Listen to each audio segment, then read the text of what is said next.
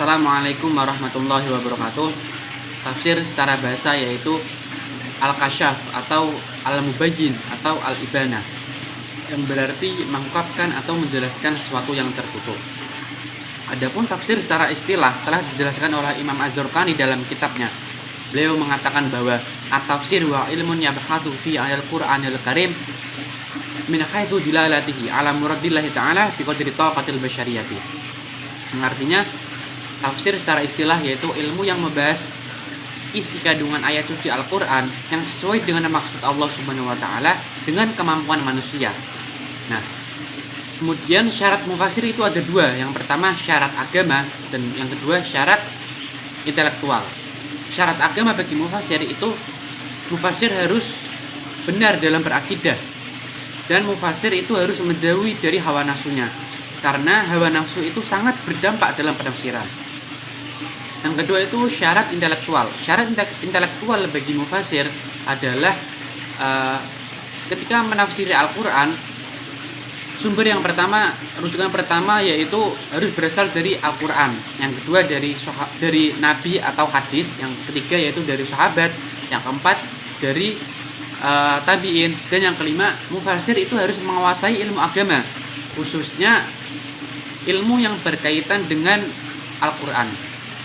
Nah, kemudian sejarah perkembangan tafsir itu dibagi menjadi 4 fase. Yang pertama fase Nabi, yang kedua fase sahabat, yang ketiga fase tabi'in, yang keempat fase tabi'in atau biasa disebut fase kodifikasi atau fase pembukuan. Nah, di fase kodifikasi inilah banyak kitab-kitab tafsir yang bermunculan. Berbeda dengan takwil, tafsir itu menafsiri atau membahas tentang semua ayat suci Al-Quran. Kalau takwil hanya menjelaskan ayat-ayat Al-Quran yang dianggap ayat tersebut itu mutasyabihat atau samar, yang belum jelas maknanya. Kemudian masdarut tafsir atau sumber penafsiran. Sumber tafsir itu ada 3. Yang pertama tafsir bil ma'sur, yang kedua tafsir bil ra'yi, yang ketiga tafsir bil isyari. Tafsir bil ma'sur bisa dikatakan tafsir bil riwayat, yaitu tafsir yang bersumber dari Al-Quran dan hadis. Kalau tafsir bil ra'yi itu bisa disebut tafsir dengan pemikiran yang bersumber dari akal yang sehat. Adapun tafsir bil isyari itu sumber penafsiran dari Allah. Penafsir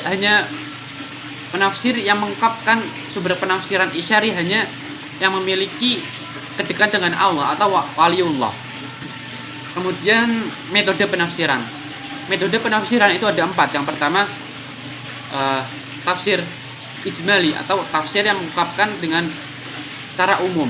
Yang kedua tafsir tahlili, itu metode penafsiran dengan cara terperinci, yaitu menjelaskan suatu Al-Quran dengan sudut pandang berbeda-beda, yaitu dengan balaghah, dengan nahwu sharafnya, atau dengan Israiliyatnya atau yang lainnya.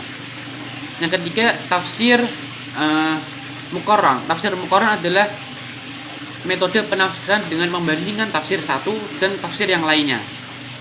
Dan yang keempat tafsir maudhu'i atau tematik. Metode penafsiran maudhu'i ini yaitu dengan cara mengambil sub-sub tema tertentu yang akan dibahas.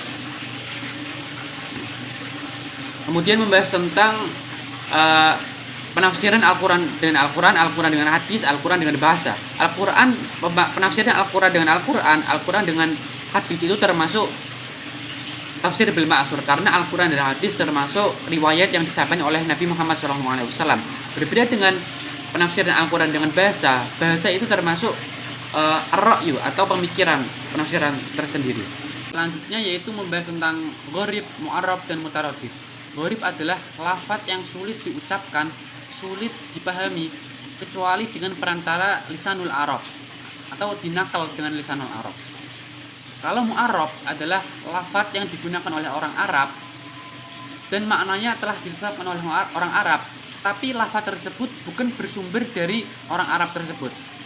Kalau mutaradif adalah lafaz satu dan lafaz yang lainnya memiliki kesamaan.